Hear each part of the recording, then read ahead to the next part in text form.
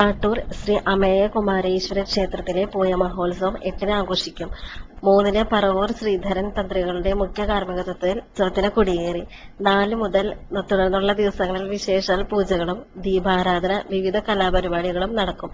8-ന് രാവിലെ 5 മുതൽ വിശേഷാൽ പൂജകൾ, ഉച്ചയ്ക്ക് 12 മുതൽ വിവിധ ശാഖകളിൽ നിന്നും അഭിഷേക കാവടികൾ ക്ഷേത്രാങ്കണത്തിലെത്തും.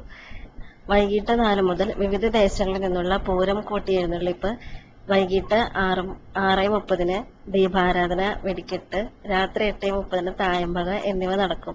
12-ന് വിവിധ ശാഖകളിൽ നിന്നുള്ള ഭസ്മക്കാവടി വരവ് ക്ഷേത്രാങ്കണത്തിൽ എത്തിച്ചേരും. 9-ന് രാവിലെ 10-ന് പള്ളിവേട്ട, 10-ന് വൈകിട്ട് 4-ന് പുറപ്പാട് എന്നിവയാണ് പരിപാടികൾ. ഭരണസമിതി അംഗങ്ങളായ കോഴിപ്പറമ്പിൽ ശങ്കരനാരായണൻ, തളിയപ്പറമ്പിൽ സുനിൽകുമാർ എന്നിവർ വാർത്താസമ്മേളനത്തിൽ പരിപാടികൾ വിശദീകരിച്ചു.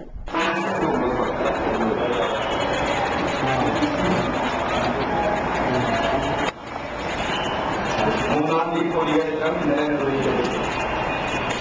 കൊടിയേറ്റ കർമ്മം നിർവഹിക്കുന്നതിനായി പറവൂർ ശ്രീധരൻ തന്ത്രിയുടെ മകൻ തന്ത്രി രാകേഷ് ആണ് നിർവഹിക്കപ്പെട്ടത്.